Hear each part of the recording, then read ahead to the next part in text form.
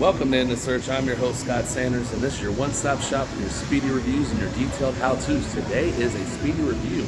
We're going to be doing the monorail system that runs from an MGM Grand. Along other one stops of Paris and Bally's and a few other stops. That way you can get around cheaper in Las Vegas because sometimes the strip is really packed and it's hard to get during the where you just sit at lights for a long time. But the monorail system connects you hotel to hotel, so you can go hotel hopping and non-stopping until your feet are hurt and you start flopping. So, thanks for stopping in, and let's get straight to it because your time's valuable and so is mine. So this is your basic information of the Las Vegas monorail. You come up to any of these kiosk machines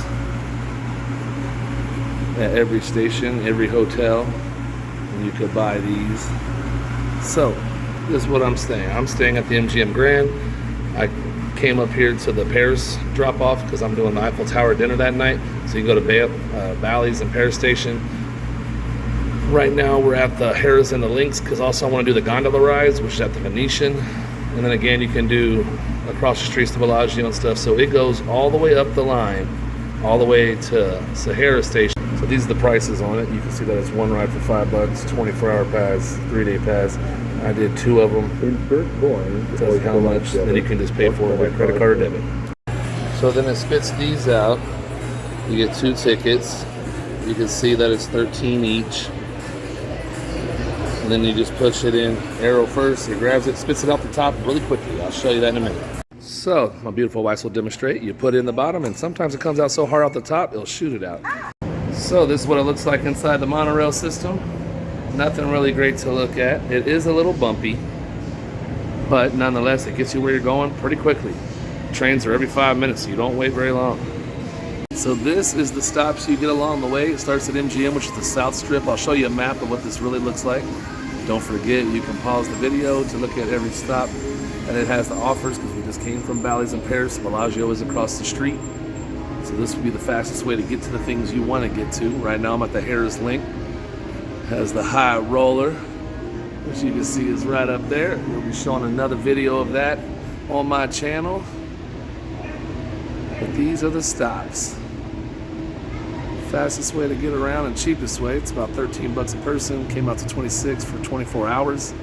You can get it for 1 day, 2 day, 3 days, all the way to a week. So they're normally on the second floor, not on the first floor. You can see the train coming in. They have northbound and southbound. On your left side, you'll have northbound, so you can go up the strip. On the right side, you can see it says southbound. You can go south from the strip to MGM's the last stop. So this is the Paris and Bally's stop. You can see the high roller in the background. That's Bally's right there. And then they have their pool on the side when you get your tram.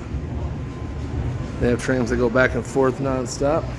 So normally you only have to wait about 5 to 10 minutes to see your next one. Las Vegas monorail.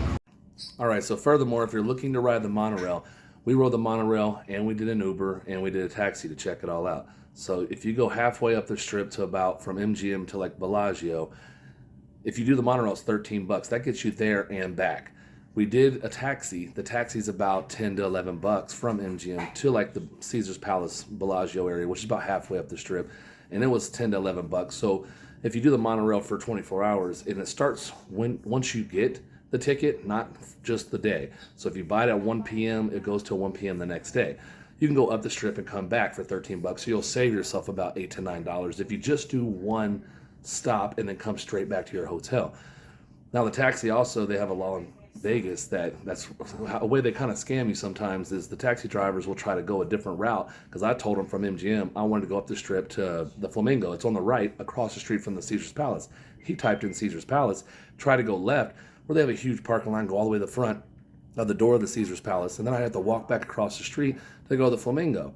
Well, because of that, it's illegal for them to do a detour to make the rates go higher. So if you know that, if you ever get into a confrontation, you get a policeman over there and they detour from the route, you don't have to pay the commission of it. So definitely check and make sure that they're not trying to just take a different route. Get on your GPS, check it out.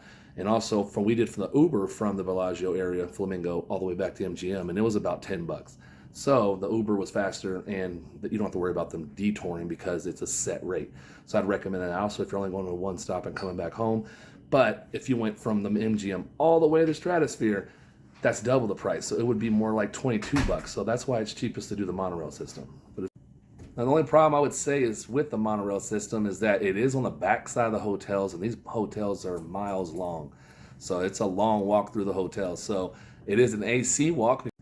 So it'd be pretty unbearable to walk 103-degree heat in the peak time of summer down the Vegas Strip. So it's up to you if you want to do it or not, but that is the downside of the monorail. It is on the back side of the hotels, and you have to walk all the way through.